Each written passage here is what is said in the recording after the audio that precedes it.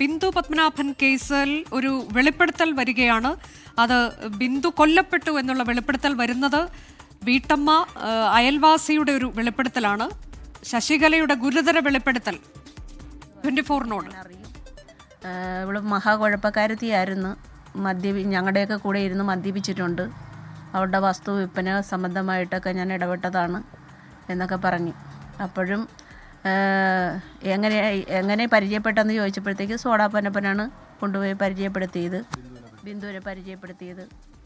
അപ്പോൾ ആ പെണ്ണിൻ്റെ വീട്ടിലെ വസ്തുവകകളെല്ലാം ഈ സോഡാപ്പനപ്പനെല്ലാം കൊണ്ടുപോകുന്നെന്നാണ് പറഞ്ഞത്. അതിൻ്റേതായിട്ടുള്ള ഫർണിച്ചറും കാര്യങ്ങളും ഒക്കെ അയാളുടെ വീട്ടിലുണ്ട്. ക്രൈംബ്രാഞ്ച് അന്വേഷിച്ച് വന്നപ്പോഴും അയാളുടെ വീട്ടിൽ ആ ഫർണിച്ചറൊക്കെ കിടപ്പുണ്ടായിരുന്നു. ബിന്ദുവിൻ്റെ വീട്ടിലെ ഫർണിച്ചറുകൾ അല്ല, സോഡാപ്പനപ്പൻ്റെ വീട്ടിലുണ്ടായിരുന്നു. ഈ സെബാസ്റ്റ്യനെ കണ്ടിട്ടുണ്ടെന്ന് ഞാൻ ചോദിച്ചപ്പോഴാണ് പറഞ്ഞത് സെബാസ്റ്റ്യൻ പല പ്രാവശ്യം ഇവിടെ വരികയും അയാളുടെ പള്ളിപ്പുറത്തെ വീട്ടിൽ ഫ്രാങ്ക്ലിൻ പോകാറും ഉണ്ടായിരുന്നെന്ന് പറഞ്ഞു. സെബാസ്റ്റ്യനെ ഞാൻ കണ്ടത് ഒരൊറ്റ പ്രാവശ്യമേ കണ്ടിട്ടുള്ളൂ. അയാളുടെ വീടിൻ്റെ കാർപോർച്ചിൻ്റെ വാതിക്ക് നിൽക്കുന്നതായിട്ട് മണിക്കൂറുകളോളം അയാൾ അവിടെ നിൽക്കുകയും ചെയ്ത് അയാൾ പെരയിലും കയറ്റിയില്ല.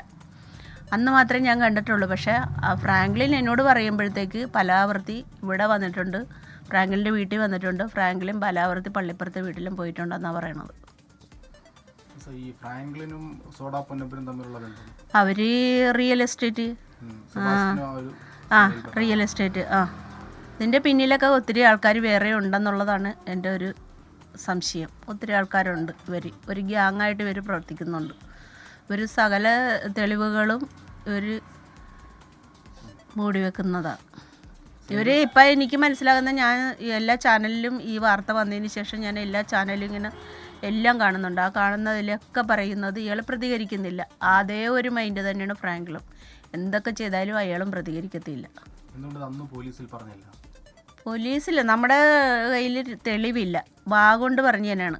ബാഗുകൊണ്ട് ഞാൻ എന്തെങ്കിലും ഒരു പോലീസ് സ്റ്റേഷനിൽ ചെന്ന് പറയുമ്പോൾ അവിടുത്തെ പോലീസുകാർ വിശ്വസിക്കണമെന്നില്ല. ഇല്ല. അപ്പോൾ വാമൊഴി ആയതുകൊണ്ട് ഞാനത് നമുക്ക് തെളിയിക്കാൻ ഒരു മാർഗവും ഇല്ല. അതുകൊണ്ട് പിന്നെ ഞാൻ അന്നേരം മിണ്ടാതിരുന്നത്. അങ്ങനെ ഒരു സംശയം എൻ്റെ മനസ്സിൽ കിടക്കുമ്പോഴാണ് ഇങ്ങനെ ഒരു വോയിസ് എനിക്ക് കിട്ടുന്നത്.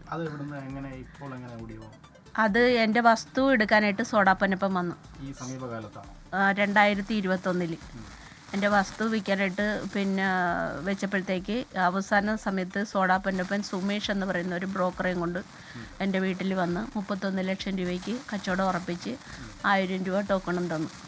അത് തന്നച്ചും പോകുമ്പോഴത്തേക്ക് എന്നോട് പറഞ്ഞത് അടുത്ത ആഴ്ച നമുക്ക് പ്രമാണം നടത്താം, പിന്നെ ഇത് കരയടച്ച രസീതും പ്രമാണത്തിൻ്റെ കോപ്പിയും എടുത്തു വെച്ചേക്കണം എന്ന് പറഞ്ഞു.